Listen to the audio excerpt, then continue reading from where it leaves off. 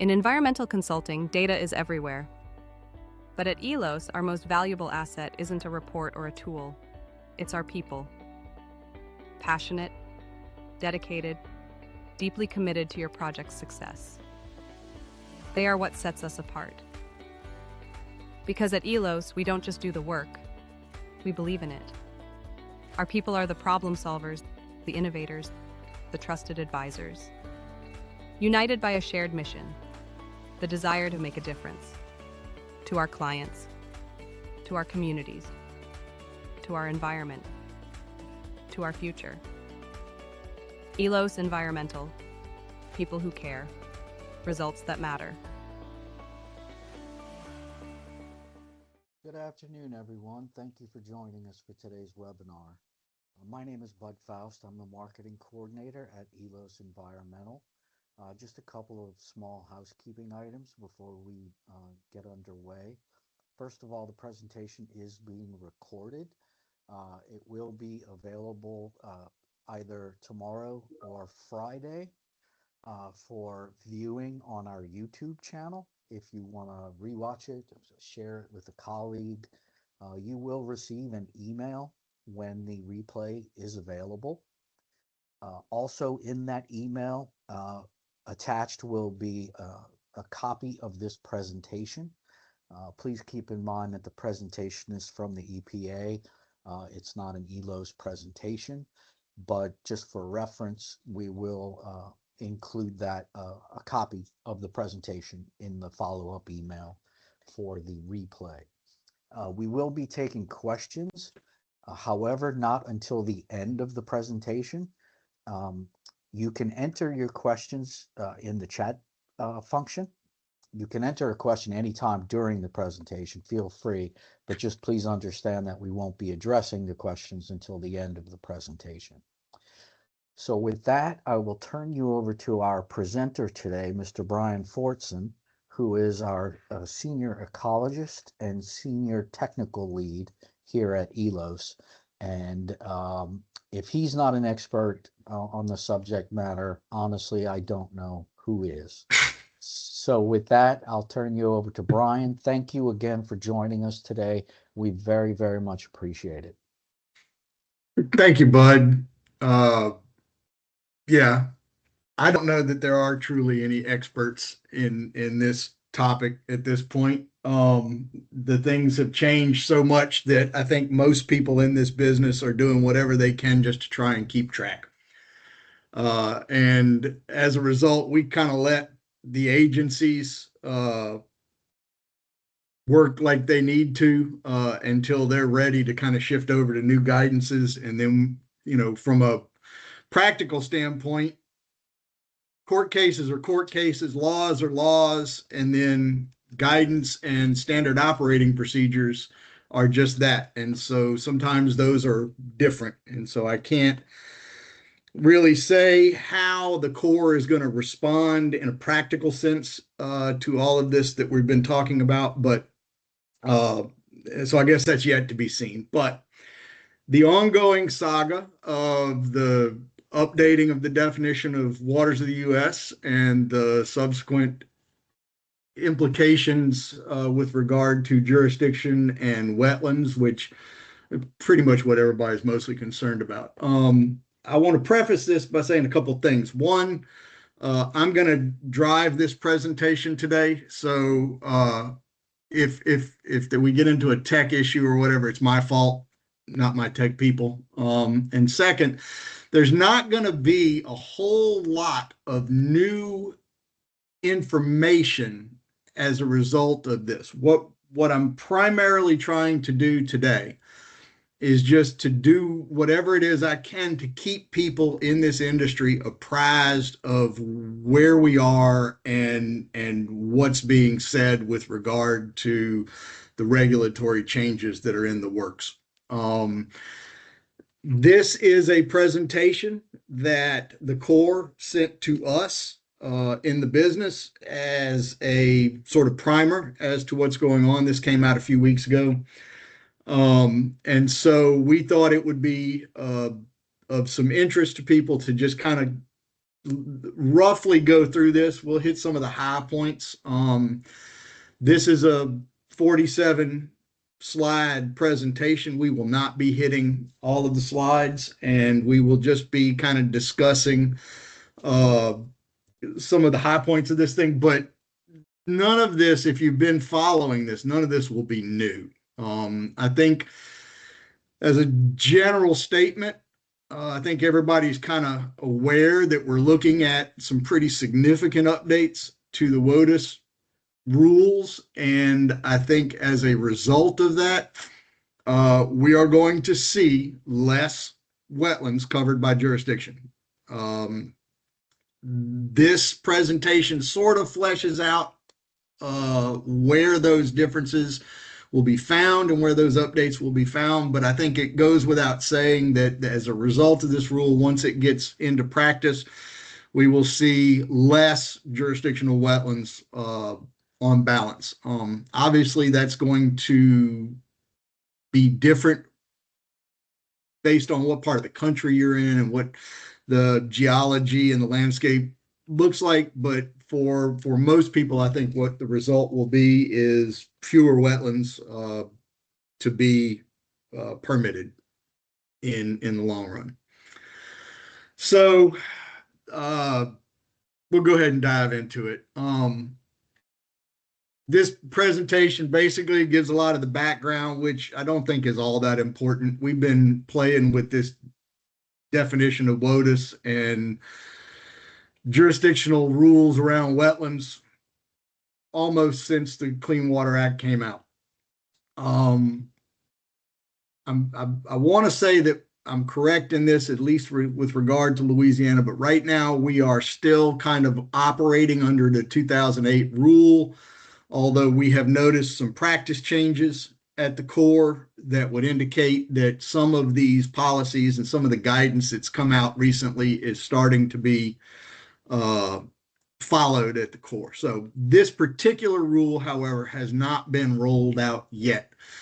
We are past the January comment period, and we are in the period now where all of the stakeholder comments and considerations are being made with regard to what the final rule will be.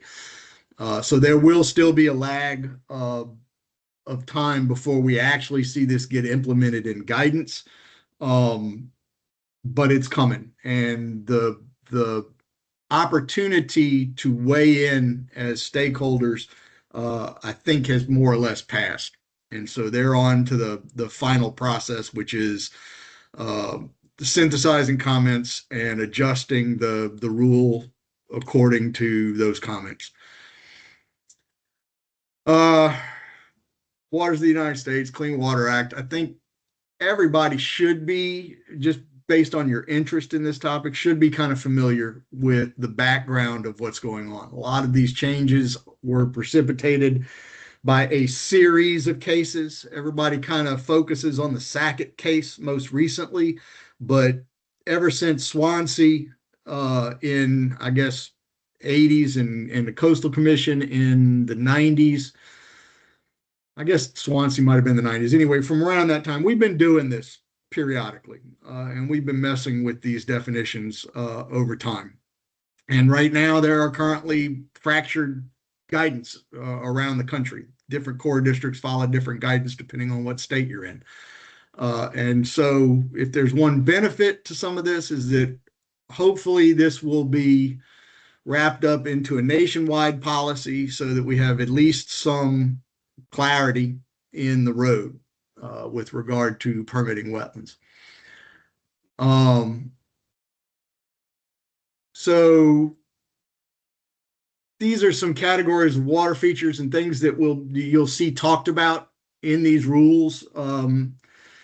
Basically, this is a layout of a typical landscape with some of the most commonly used terms in our definitions kind of laid out. Where we will see specifically some of these changes are going to be in interstate waters, prior converted croplands, waste treatment systems, Ditches constructed entirely in uplands, impoundment, things like that. These are the kinds of things that will be addressed in these updates. This is a really bad slide for presentation purposes. It just kind of gives a rundown of waters of the U.S. and kind of the context when it comes up. This was the Sackett decision. Sackett decision was sort of the last major finding from the court that shapes these rules, and it basically is the court case that did away with our previous significant nexus standard. We don't do significant nexus anymore as a result of these rules. It is it's an assessment that was part of the Rapinos plurality, and it's gone by the wayside. So now we're going to have bright line jurisdiction. Let me back up. The intent of this is to provide bright line jurisdiction. I don't know that it actually does that at this point, but as we go through actual practice, we'll probably sort of flesh some of that out, and it'll get to a place where everybody kind of has the ability to predict what jurisdiction is going to be in their particular scenarios. This is the timeline of outreach.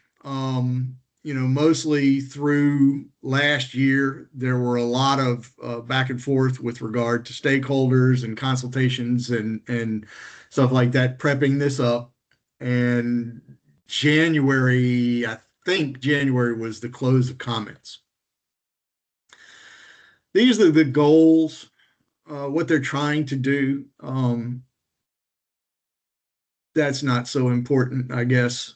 To most people, the why is less important than the what. So, diving into the proposed regulatory text, what you're going to see, and this presentation is actually pretty good for this. There are several screens where you will get a context and you will see what is going to stay the same and where the changes will be. In this case, in this slide, we're talking about impoundments, interstate waters, waters that cross state boundaries. Previously, those are waters of the U.S. simply by virtue of crossing a state boundary. That's gone. It will not be jurisdictional based simply upon its location on a state boundary. Lakes and ponds, there's going to be some definition changes there. Ultimately, lakes and ponds are going to be jurisdictional to the extent that they are connected to other flow systems. Isolated lakes and ponds, not going to be jurisdictional. And to a large degree, they're not really now, for the most part. Well, lakes, natural lakes and ponds are, but man-made lakes and ponds are not really, depending. There's a big range of lakes and ponds. So waters of the U.S., they're going to, like I said, they're going to delete the interstate waters, and that doesn't come up a whole lot. We don't deal with this too much. We don't have a whole lot of waterways that are jurisdictional just because they're sitting on a state line. They definitely exist, but they don't come up that often in our work. So you see relatively permanent standing or continuously flowing bodies of water with a continuous surface connection to the waters identified. Those are the lakes and ponds that will remain jurisdictional. If there's no flow through, if there's no connection, those lakes and ponds will not likely be jurisdictional. There are several descriptive illustrations in this presentation that you might want to look at, where they will draw scenarios, and then at the top, they will show you what will be waters of the U.S. and what will not.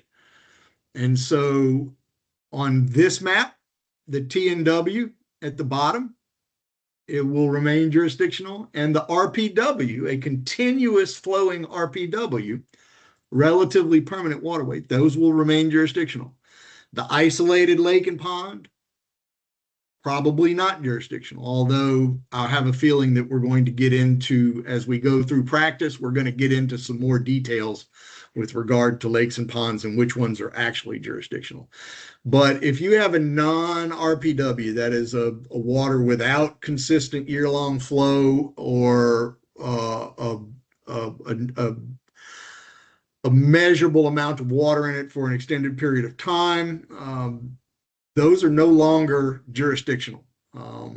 You have to have continuous flow, at least during the wet season, and there are going to be lots of tools that are going to be rolled out to determine in your area when that wet season is, and when that flow and inundation have to be observed for it to be jurisdictional.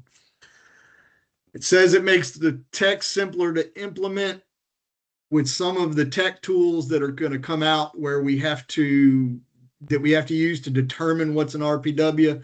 I don't know that that's necessarily true. We will be looking at RPWs a lot more closely to try and decide jurisdiction in the future. So these are some more features that are going to be excluded by paragraph B. Artificial irrigation,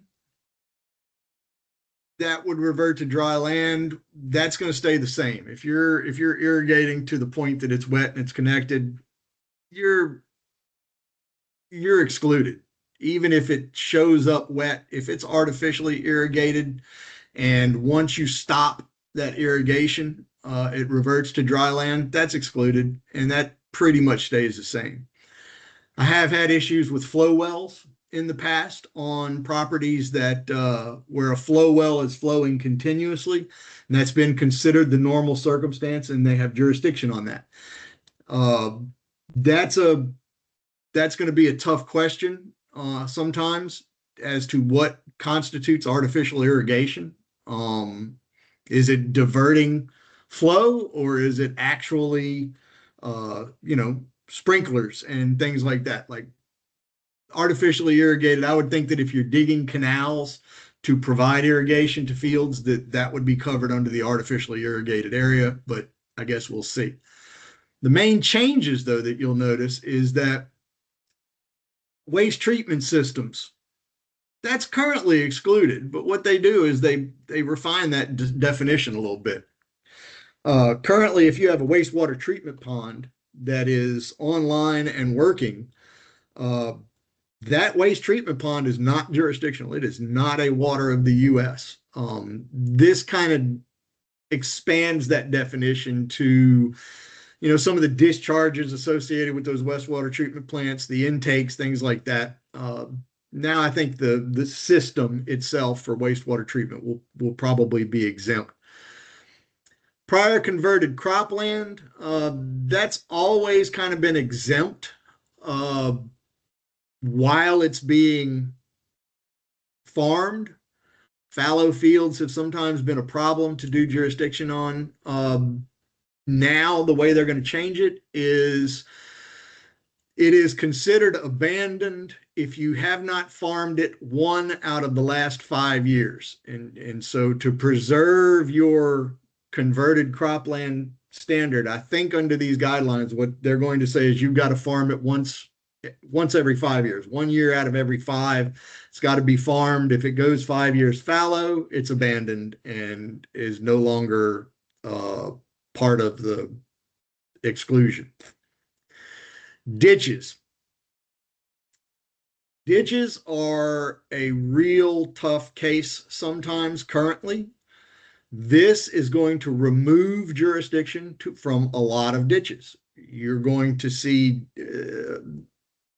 where you may have a ditch that has flow and has water in it, but by virtue of that ditch being constructed entirely in uplands, that may now defeat jurisdiction on that ditch. And I guess the easiest case in point for infrastructure engineers is that I think this will remove jurisdiction from most roadside drainages. And we work a lot in roadside drainage ditches doing culvert changes and stuff like that. Technically, those roadside ditches can be waters of the U.S. currently and can require permits for culvert changes and things like that. I think we're going to see a lot less of that. Those ditches, if we can show that they are completely constructed in uplands, then those will not be jurisdictional anymore. So they're going to try to give clarification on what's jurisdictional with regard to ditches. Groundwater, I mean, there are scenarios where that might be an important exclusion. I have not really in my world, I have not worked with a lot of projects where groundwater has been the jurisdictional element. I don't think that happens a lot, but I can imagine there are some particular scenarios where that matters. But groundwater is no longer going to be considered jurisdictional. If the only hydraulic you've got is groundwater, that may not cover it. So these are the proposed revisions that we talked about. And so they without going into all of the details of this kind of explains what we just said. Wastewater treatment systems, kind of talked about that. You can see in that picture, there's a scenario where you have multiple ponds. Under the current definition, those ponds are not jurisdictional now. This expands that. There are some passive systems that don't maybe necessarily use large ponds, but they do use a system of internal waterways or whatever. So wastewater treatment systems, if you can show that it's part of your wastewater treatment system, not jurisdictional. These are prior converted Kirkland. These are going to be some more in-depth discussions of the same exclusions. So for the ditch exclusion, here's a good illustrative drawing. In this drawing, ditch A and the TNW, which is a traditionally navigable waterway, which, by the way, the TNW is always going to be jurisdictional, and it will traditionally navigable waterways may actually be jurisdictional under section 10 and 404. So the TNW is always going to be jurisdictional, and your connection to that TNW is going to be a large part of what governs jurisdiction. You can see in the scenario where A is a long and straightened part of a natural waterway, that's still jurisdictional. So, the infrastructure guys, we have over the past 100 years, particularly in the state of Louisiana, converted a large percentage of our natural waterways into canals. That's the most logical place to build a canal, is where there is a bayou or a creek or whatever. And so the practice over time has been to enlarge, widen, straighten, hydromodify in all kinds of ways those natural waterways. Just because you dug it into a ditch does not mean it's a ditch. It's still that waterway. And so that's jurisdictional, just like it always was. They are saying that B, C, and D in this drawing are not jurisdictional. I can see through the definition, D and C clearly would not be jurisdictional. This is an RPW. And this is the scenario I was talking about, where you have an RPW. It's got flow. It's got water in it throughout your wet season. But it is a ditch, and it is constructed entirely in uplands. And therefore, by the terms of the definition, it is not jurisdictional. The RPWB, in the way it's drawn, is not jurisdictional.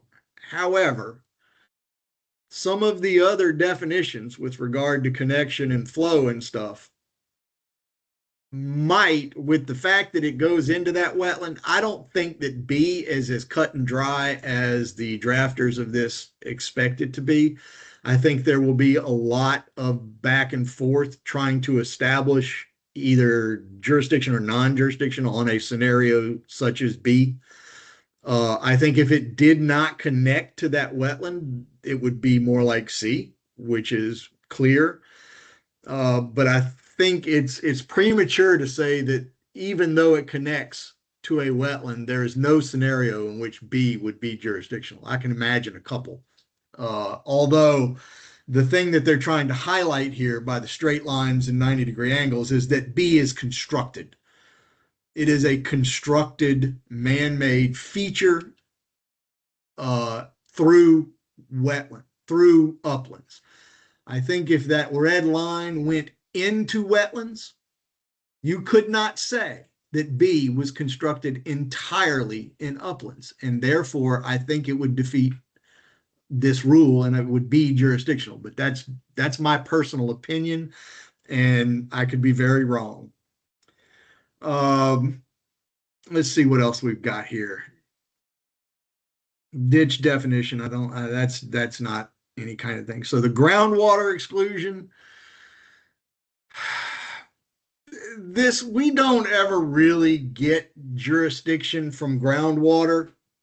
What we do get is in a wetland, that groundwater elevation is relevant to whether or not it meets the definition of a wetland. And then since we're not changing the definition of what a wetland is, only its jurisdictional nature, I don't think this matters much with regard to where your groundwater is in determining your wetland. I think this is more where if, for instance, you're digging a ditch through some of this area and you punch into that groundwater, I don't think punching into that groundwater itself is going to render jurisdiction. I think that's the point. Like I said earlier, I don't deal with groundwater too much other than just in wetland delineations. And so I'm not exactly sure what problem they're trying to solve here. But if you wanted to dig a ditch in this drawing down on the right side of the page and that ditch punched into the water table, it may be that project becomes jurisdictional at that point. And I think that's what they're trying to clarify. And there's some, yeah, I mean, and this is kind of what I'm getting at. We've never interpreted the WOTUS to include groundwater. It has been a part of the necessary findings to have a wetland, but we've never had any real issues with regard to groundwater in the waters of the U.S. So this may just be to clarify. Some general notes on exclusion. You might find point sources. You're getting into the weeds there when you start talking about whether something is jurisdictional because of flow from a point source. I think that's kind of analogous to the artificial irrigation that we were talking about a minute ago. But these are just some general notes. I would encourage, by the way, I'm going through this, but I would encourage everybody to get a copy of this and go through it, just to sort of explain it better to yourself. So some of the other proposed changes, wetlands are going to stay the same. Like I said, we're not changing the definition of wetlands. We're changing and we're making sure that adjacent is relevant, but we're not really changing the definition of adjacent. Adjacent has always kind of had the same definition. We're just using that definition and we're pounding on it for our jurisdictional finding. Obviously, continuous surface connection, we'll be talking about that one for years. What constitutes a continuous surface connection? If you ask an elected official, he will have one answer. If you ask a wetland biologist, they will have another answer. And so I think that's something, what the extent of that continuous surface connection is going to be argued for a while. Ditch, prior converted, we've talked about, relatively permanent. It's still going to be jurisdictional, but not if it's in a ditch constructed entirely in uplands. We're going to play with the definition of tributary a little bit, although I don't think that definition will matter much by itself. That will fold into some of these other things. So here's them attempting to explain to us what a continuous surface connection is going to be. Means having surface water at least during the wet season. That wet season is going to be a series of assessment tools that you will use to determine when that wet season is and when your observations of flow and surface water are appropriate and when they're not. So here we have a drawing. Most people might have already seen this. That wetland in A is not adjacent to that RPW. It is broken by a natural berm. I don't think the berm needs to be natural. I think it could be a spoil bank under this definition. But that wetland in A will no longer have federal protection. That will be a non-jurisdictional wetland. Still a wetland, non-jurisdictional. B, I'm not exactly sure what they're showing us with B, but I can only assume that what they're showing us is a wetland that has never any surface inundation. They have to be showing us basically a hydrologic wetland, but not one that experiences inundation as a result of the RPW. If there is no inundation of that wetland resulting from that RPW, then it would not be wet. And you can see sort of the implications of that in C. They're going to try, and I don't know how in the field you would do this to any kind of reliable standard. And that's me speaking as a wetland scientist, but they are attempting to show you that only the portion of C that experiences some surface inundation during the wet season is jurisdictional. And so there's a scenario where you could have a large expansive wetland. You could have a large expansive cypress swamp, but if there's a part of that cypress swamp that stays dry through the wet season, that's not jurisdictional. Go bulldoze them. So I think that B and C scenarios, I think A is pretty clear. I think we can all see A in the field. Everybody can kind of get their teeth into A. That seems logical. B and C, as a practical matter, I don't know how you meet the standard in data and observations. I think that this will be an area of argument for a while, but the intent is clear, and it's to remove protection from a substantial amount of wetlands.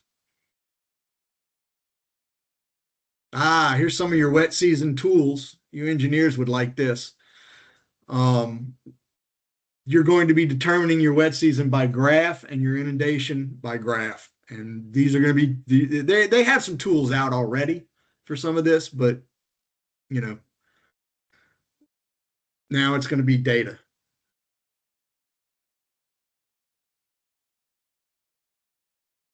So I'm moving through some of this stuff just because time.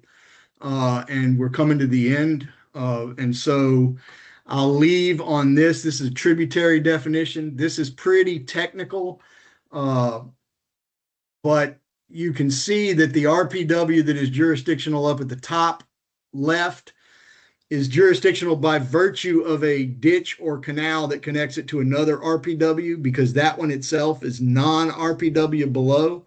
Ordinarily, that would kill jurisdiction above it, but there is a water feature that retains jurisdiction to A. And so these are some other scenarios with regard to tributaries as to whether or not the tributaries will be jurisdictional under the tributary definition. I know I've seen some questions fly through, and I really want to try to get through some of those. And I apologize for running this long, but whatever questions we have, I'll try to go through some of those now in the chat. Let's see. So, surface water during the wet season have to be by physically observed to meet the criteria. I think physically observed, but I think that your second statement, hydrology indicators, if there are clear hydrology indicators that you can establish were set up during the wet season and indicate clearly surface inundation, I believe that yes. I don't think it would have to be observed. I think if you have clear enough criteria, clear enough hydrologic indicators, that would suffice. Let's see. Does a federally constructed levee sever a continuous surface connection? It may. We haven't forced that question yet, but yeah, it may. Which for Louisiana and some places in California could be pretty significant. Will states still claim jurisdiction requiring offsets? Yes, this does not change any state rules. If you're in the coastal zone, you are subject to the state's coastal zone rules and wetland definition, which by the way is different than the Corps'. But yes, that's all. State rules are still in play. County of Maui, groundwater that act as a functional equivalent of a direct discharge into SCOTUS. This ruling applies to pollutants such as. Okay, that's a clarification. I appreciate that, Ken. Like I said, I don't deal with groundwater a whole lot, but I'll go look more into Maui. I appreciate that. Let's see. A subsurface connection and soil composition expected to be done away with. Yeah, I would think so. I would think subsurface connections are being wiped out by this. And I think that's the point.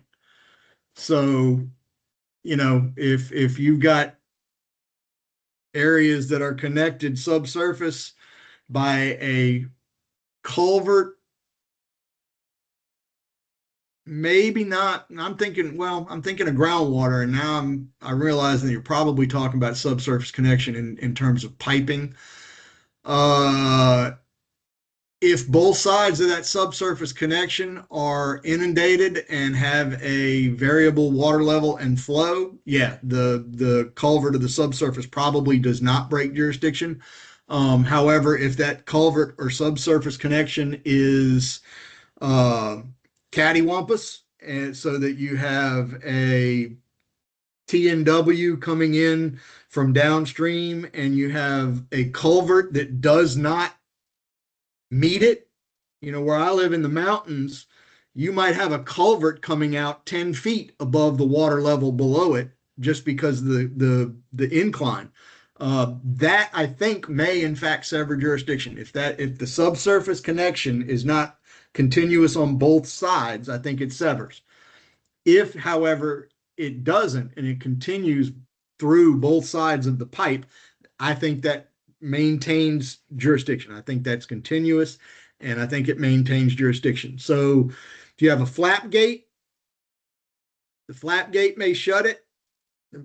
I don't know yet. But if you have a pump station where the two water surfaces on either side are disconnected, then that pump may, in fact, by the language here, sever jurisdiction, because it is not continuous. It goes into a pump house, it runs into the turbine, and then it's kicked out of a pipe on the other side. And so that kind of scenario, the way I read this, yeah, it probably severs jurisdiction. If you have a knife gate where your culvert is open to both sides of the levee all the time, and you just go down there and screw that knife gate closed when the storm comes, I think you've still got jurisdiction in that case. And so I think it just depends on what the nature of the levee is and the nature of the closure. Did I get through everybody's question? Let's see. Yeah, Brian, it I appears think as I though you did. did. Yes. All right. Well, I mean, and that's really what I've got. Like I said, there's not a lot of new information. The real purpose of this was just to maintain visibility on this issue, because it's something that's relevant to everybody. And I think at the end of the day, there are going to be some significant changes. And if you are in the wetland regulatory business, or you are a project manager that encounters wetlands in your projects, I think this is going to be of some significant change. I think this is going to be a significant change to the way we deal with regulatory issues and jurisdictional wetlands. And that's pretty much it. But we're going to make sure everybody on this thing can get a copy of this uh, presentation. If at any time you're going through this and you feel like you want to talk about something, or you have a question, uh, feel free to reach out to me. My email should be up there. I will answer questions on this to the extent that I can. I'm not going to get into any arguments. And also understand that this is all academic at this point. We're all looking at words on paper. We have not put these policies into implementation on the ground yet. And until we do, I think a lot of those questions are still questions. I think it's going to take actual practical implementation of these things to show us how we're actually going to deal with this down the line. And so thank you all for attending, and thank you for paying attention to this, because I think it's a pretty big issue.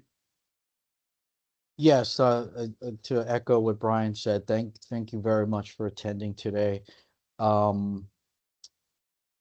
I see that there's an additional question in the box, but I'm not sure that has direct implication to what we're discussing right now.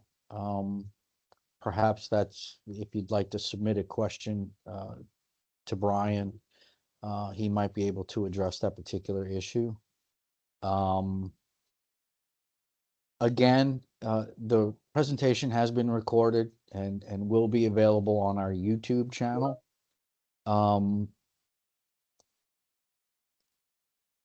Okay, saw something else just pop up. Do we have a Benny Jones timeline? had a question. Yes.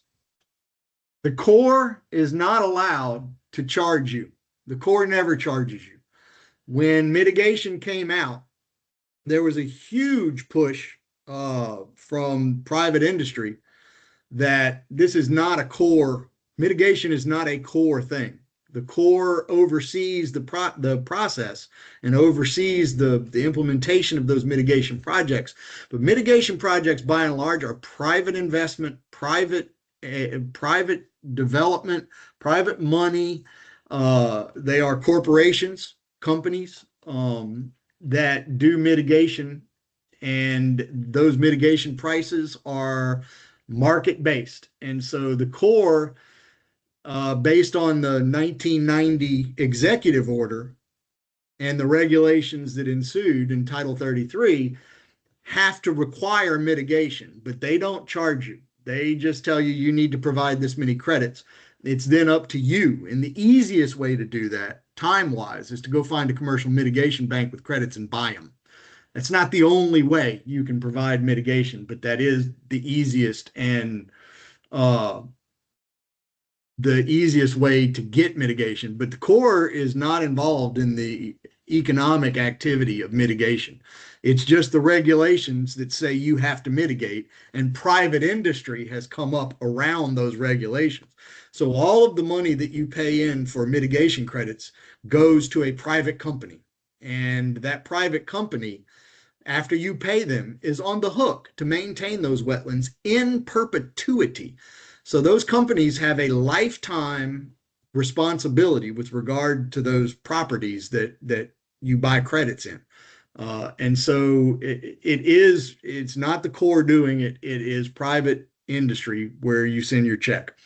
It is just that the mitigation regulations mandate that you mitigate for wetland impacts.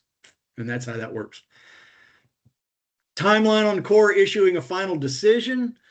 Your guess is as good as mine. I can tell you that I'm sure they want it out as quickly as possible, but they just closed the comments in January, and I would think that we're looking probably at another month or two of synthesizing all those comments and revising to whatever extent they feel appropriate what the regulations are going to be. But if I had to guess, I think we're within probably 3 months of it happening.